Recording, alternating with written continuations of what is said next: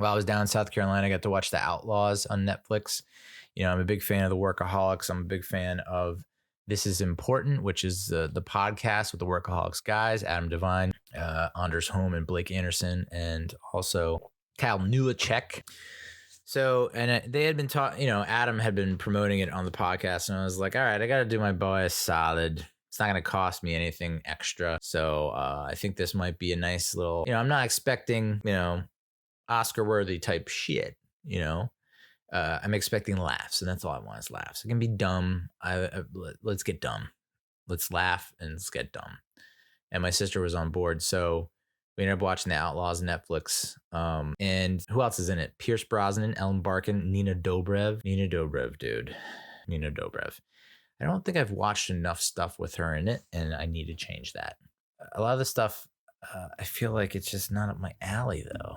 What else has she been in? Like Vampire Girls or whatever? She's a Canadian actress. Oh, really? Don't you know? That's not Canadian. I don't know why I said that. So Outlaws, like a day, fam. On this town that came you, Dog Days, Crash Pad, Flatliners, The Vampire Diaries. Yeah, I mean, Triple X Return of Xander Cage. I don't remember that. The Final Girls, that was good. I forgot she was in that. Let's Be Cops, also underrated. Perks of Being a Wallflower. Yeah, all right, yeah. But yeah, I could highly recommend Nina Dobrev. But yeah, so Nina Dobrev so Adam Devine plays a banker who plays it by the books, very safe, very timid, which is very atypical of Adam Devine. And he's engaged to Nina Dobrev's character. They're planning out the wedding. And Nina Dobrev's character, I'll just say Nina, says her parents are going to be attending, which is much to the surprise of Adam Devine. And he's like, whoa, really? I thought that you haven't seen them in years. And she's like, yeah, they're coming in. They want to come, blah, blah, blah. So they arrive, and it's Pierce Brosnan and Ellen Barkin, which is, you couldn't have done much better with the casting on that. And I think Lil Rel works at the bank where Adam Devine works. And there was another lady, I can't remember her name, who works there. And, essentially, you come to find out that the parents, the in-laws, the future in-laws are outlaws. And they specifically rob banks. So they have targeted. And so that's, for most of the movie, I was just questioning of whether or not if Nina Dobrev was in on the whole thing. And it was like she was part of the long con. Like, I'm going to seduce this guy. I'm going to fall in love with him. He's going to propose to me. We're going to plan a wedding. Also, my parents can rob this bank. Like, that was going through my mind for a long portion of the movie. So they end up robbing the bank. Pretty decent robbery scene, that first one. But you can't, you don't, I guess, actually know it's them. But the little mannerisms, the little quirks, eccentricities, idiosyncrasies of Pierce Brosnan, Adam Devine picks up on. And it's like, yeah, it's probably them. And so he eventually goes to Nina Dobrev. And this scene kind of bothered me, but it was like, I get it. What else are you going to do? Where he tells her and reveals, like, hey, I think your parents rob banks. They're bank robbers. She starts off that conversation with, I know something's bothering you. You're obviously affected by something, so I need you to spill it. I need you to come clean, come forward. You can tell me anything. I won't get upset. And then he says, I think your parents are bank robbers. And she immediately gets upset. And I was just like, ah. And I think that was intentional to play for laughs, but I was like, I'm not laughing, bro. It's a little too real. It's a little too real. You need to talk more. And then I talk more. And it's like, you shouldn't have said that. Like, oh, this is why I don't talk. So Adam Devine, great as always. I'd say the first quarter of the movie, lots of laughs. First half, decent amount of laughs. And then it starts to get serious in the beginning of the second half, towards the end. Lauren Lapkus plays like the rival bank manager. She is from The Wrong Missy, which, yeah. It was a pretty outlandish performance, but it got my attention. I was like, all right, you know what? I don't see many women doing what you're doing, so bravo. I like it. I want some more of it. And so she gives a little more of that energy in this movie as the rival bank manager.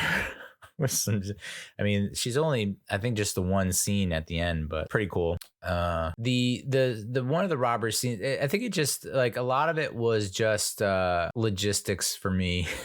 like like the second bank robbery where it was hard to keep, like, I think my movie structure brain kicked in at some point, and I was like, this is so far fetched at this point that I just can't. This is just too out there. Like, for instance, I assume they live in like a pretty quaint suburban area that's actually might be pretty affluent or near an affluent area, and like there's like a full on, so the bank robbery where, well, first of all, Adam Devine is Nina Dobrev is kidnapped, right? And Adam Devine suddenly flips the switch, and is like, I'm going to help you guys rob a bank so that we can get my wife back. And so that's when the parents start to because initially they think, oh, this guy's such a pussy, like he's just like such an idiot, like we can't believe our daughter's marrying this guy. And then when he's like, I'll do anything to get her back, I'll help you rob a bank, I know banks, I'm a bank manager, blah blah. So that's when they start to come around. So I thought his the quickness with which he like decided, like, oh, I'm gonna rob banks now, and the fact that he was so gung ho and so far in, it's like, yes, I guess that is a sign of his like dedication to his fiance, Nina Dobrev. But at the same time, I was like, so he's just all in. Like, he doesn't care about shooting guns, or like there's no hesitancy. It doesn't seem like there's any hesitancy, really. I don't know. Overthinking it as always. But that scene where he dresses up like Shrek and they try to rob that one bank that's like run by the really poor, like the really awful bank manager that doesn't care or pay attention. Is like playing VR games the whole time. He dresses up like Shrek, and then there's like just a full on, like, he just gets manhandled by, he says, a guy that looks like the Rock's character in Moana, like Maui, which I thought was spot on. But like, he's just getting his ass kicked. Nothing else is happening in the bank. Like, people are just watching him getting his ass kicked. And then outside, Ellen Barkin and Pierce Brosnan are just having a full on gunfight with these two armored truck drivers. And like, there's like, for an extended period of time, and I'm like, is anyone else around? What's happening? Like, is it really that sleepy a town that that people are just completely asleep to this like full blown gunfight? And then, of course, like him, I guess, taking the armored truck and driving it through the cemetery. Oh, I had very mixed feelings about that. I was just like, oh, I don't know what to think about this. Like, it's like, I've never seen it before, so there's that. That's pretty cool. But this, yeah. So, ultimately, I came around on it. It was like one of those Family Guy jokes where it goes on, and it's just like, eventually you're like, all right, okay, this is pretty funny. That's how that scene played out. But I thought it was interesting that, like, I don't know that anyone's gonna watch this movie, but I'll spoil it for you, right? Spoiler alert, I guess. So he, like, Adam Devine doesn't get in trouble at all. Like, Pierce Brosnan and Ellen Barkin, they get arrested and rung up. But then, how did Adam Devine evade? First of all, how did he get back in the bank vault so quickly? I don't know. The fact that he was able to, like, he gets spooked and he shoots like two of the thugs at the end. By the way, Nina Dobrev in that makeup and the wedding gown, very funny. The minute when Adam Devine is at the house of the crime boss's house, and all those miniature Doberman pinchers are chasing him, so funny.